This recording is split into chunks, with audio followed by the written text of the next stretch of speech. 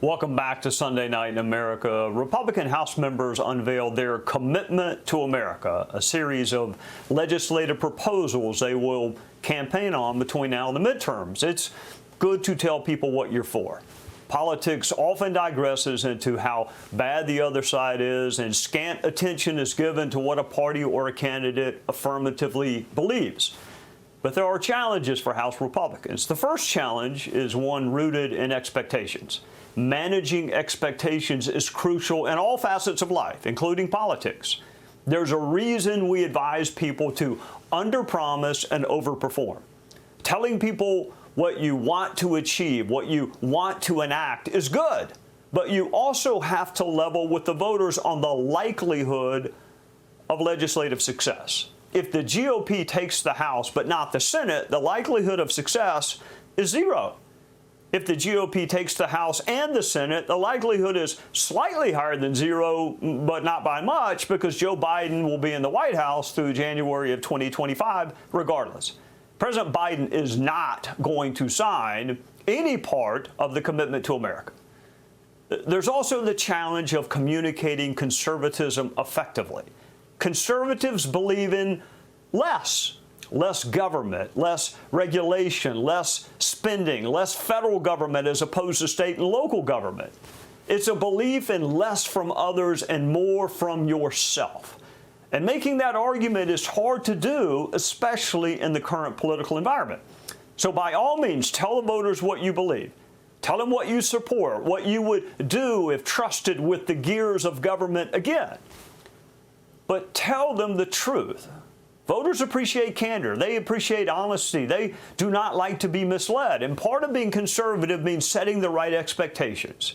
Joe Biden isn't signing your ideas into law, but you can keep bad ideas from ever getting to his desk.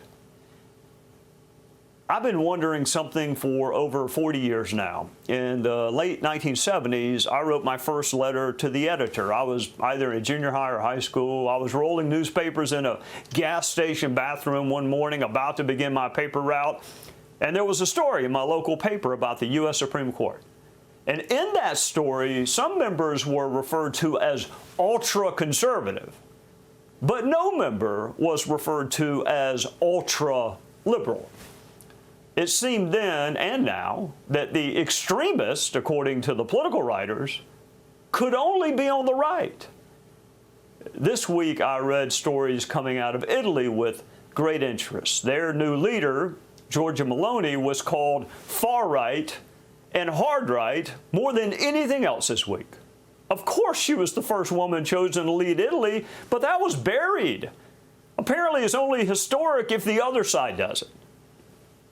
What the media really wanted you to know was she was, quote, hard right or, quote, far right.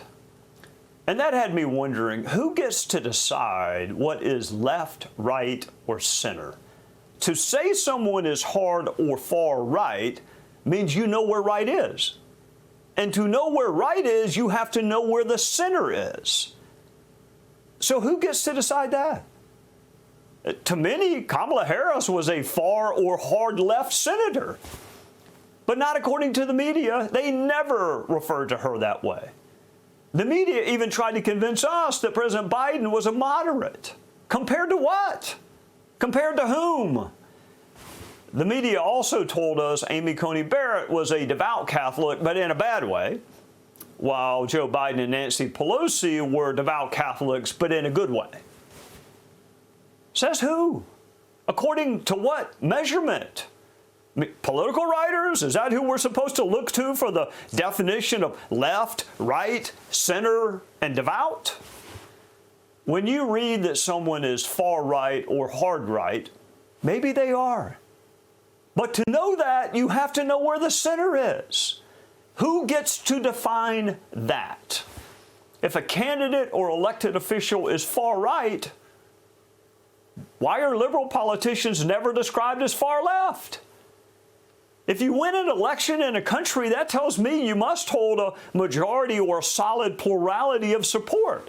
So if a country supports you, can you be hard right because it seems like you're pretty squarely in the middle of at least what that country wants you to be.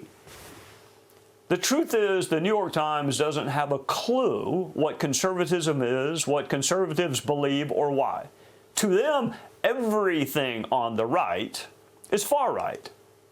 And if they think Joe Biden is a moderate, they have no clue where the center is either. It's been 40-something years since I sat in that cold gas station bathroom rolling newspapers wondering why there were ultra-conservative judges on the bench, but not ultra-liberal ones. All the pejoratives are saved for conservatives. Only we, apparently, can be far or hard, never the left.